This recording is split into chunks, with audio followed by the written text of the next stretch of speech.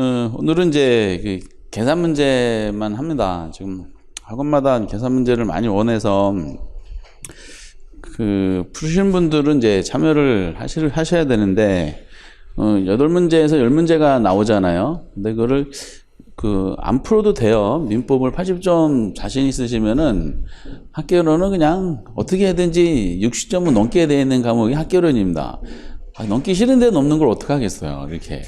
근데 이제 민법을 이제 보태주기 하는 건데, 그래도 한번 8문제 중에 한 5문제 맞으면 좋잖아요. 그래서 그런 거를 감안해서 풀 수 있는 범위 내에서 해주시기 바랍니다. 그래서 계산 문제는 틀림없는 사실은 시간적으로 좀 많이 소요되는 어려운 문제가 나와요. 현장에서는 그걸 어떻게 해야 돼요? 패스해야 돼요. 그래서 일부러 끌고 잡을 필요는 없고 과감하게 스킵하는 용기도 좀 필요합니다. 근데 이제 다 어렵게 내진 않고 제가 보기에 평균적으로 공부하시면 한 5문제까지는 가능하고요. 5문제를 다 안 푼다 하더라도 3문제는 질문 확실하게 쉬운 거 해주고 나머지 5문제를 이제 찍어야 되는 거죠.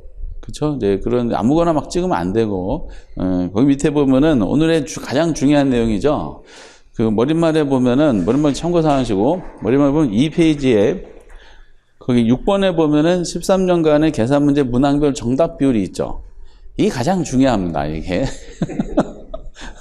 그게. 거기 보면은 이제 특별한 회차, 그러니까 23회 때를 빼고는 5번이 그렇게 많지가 않아요.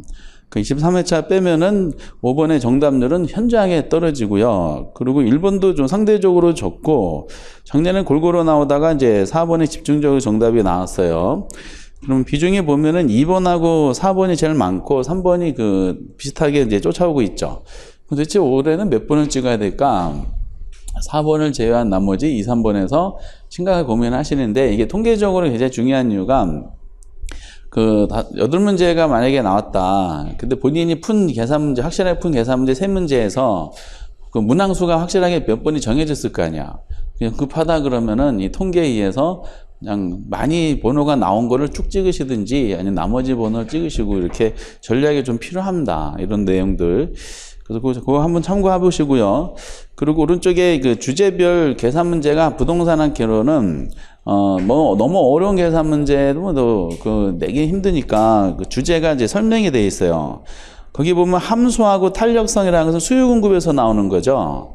수요공급 문제가 이제 합치면은 13년간에 16문제가 출제된 건데, 근래에는 이제 탄력성 문제가 계속 출제되고 있는 게 확인이 되고 있습니다. 신경 쓰셔야 되고요. 그리고 거기 이제, 대출금에 대한 부분이 있죠. 대출금에 대한 대출금 대출 상한, 이것도 계속 출제가 되고 있습니다. 이건 단일 주제인데 금융론에서 유일하게 나오는 계산 문제 파트인데 문항수가 상당히 이제 많이 나와 있고요.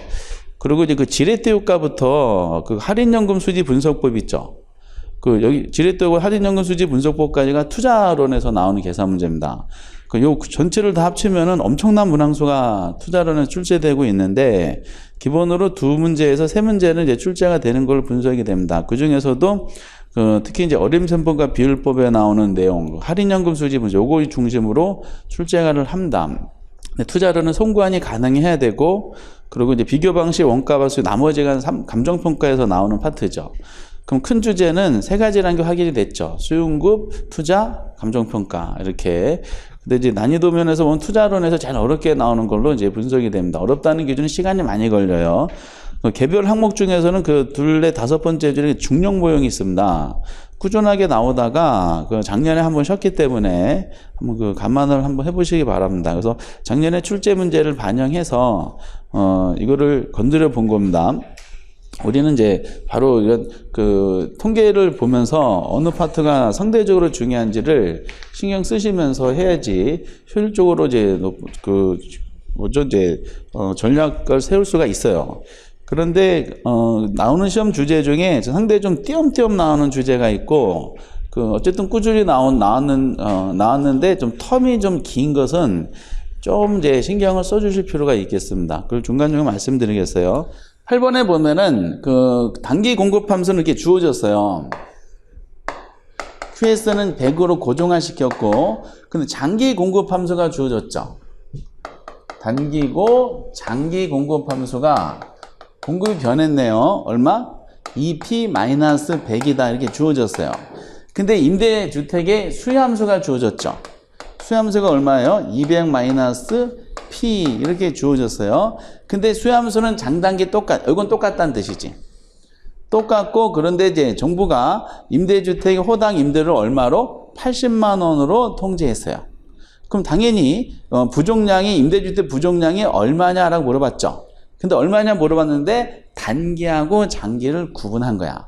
틀림없는 사실은 임대주택이 부족하다는 것은 초과 수요란 뜻이야, 초과 공급이란 뜻이야.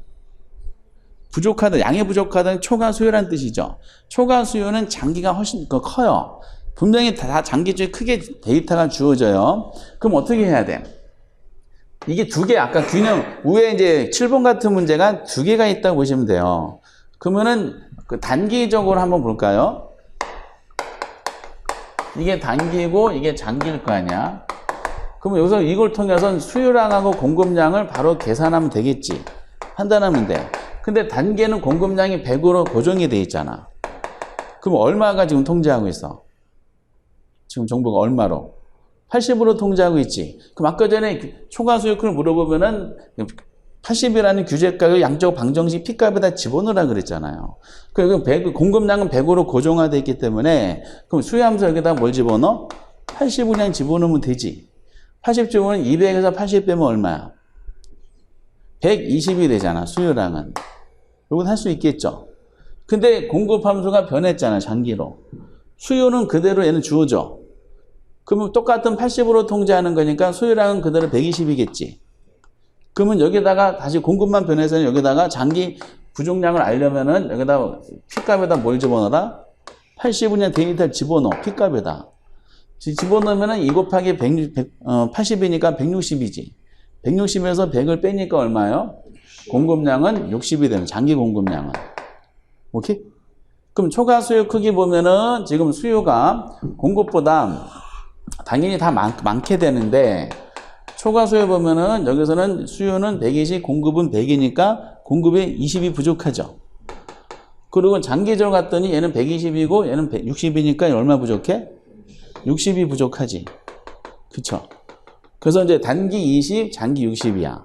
그래서 여러분들 8번 문제를 꼭 별표를 쳐주세요.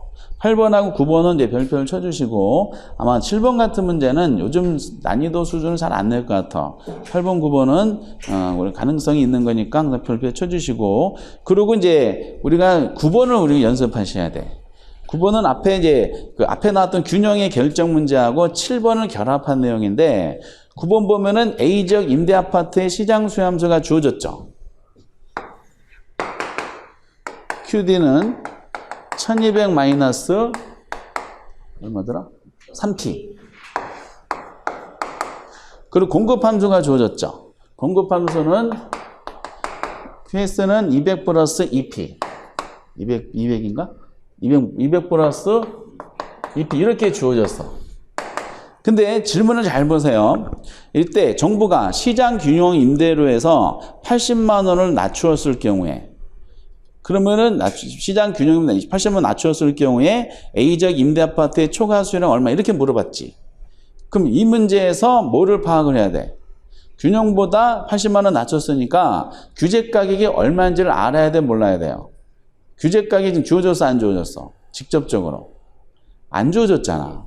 그럼 규제 가격을 얼마로 계산하라? 시장 균형 임대료보다 얼마? 80만 원 낮은 가격으로 규제했다는 뜻이야.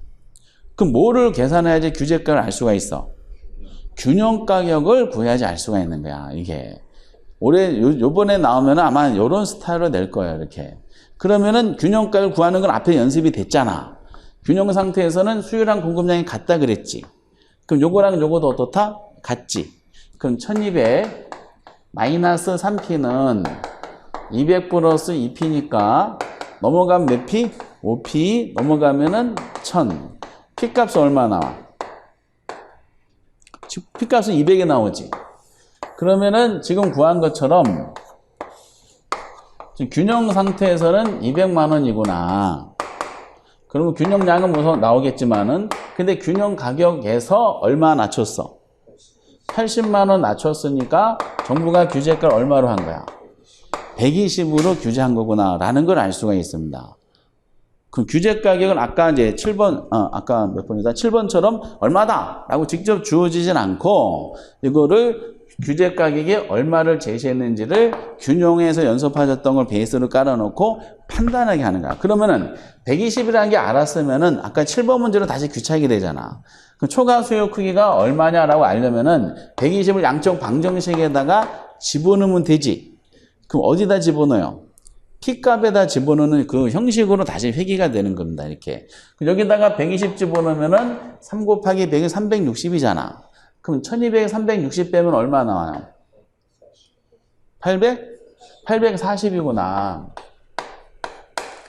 수요량은 이제 840에 나왔고, 그리고 여기다가 똑같이 120을 공급에다가 집어넣어야 되잖아. 같은 가격에 의해서 수요량과 공급량 결정하는 거니까. 그럼 2 곱하기 120 하면 240이지.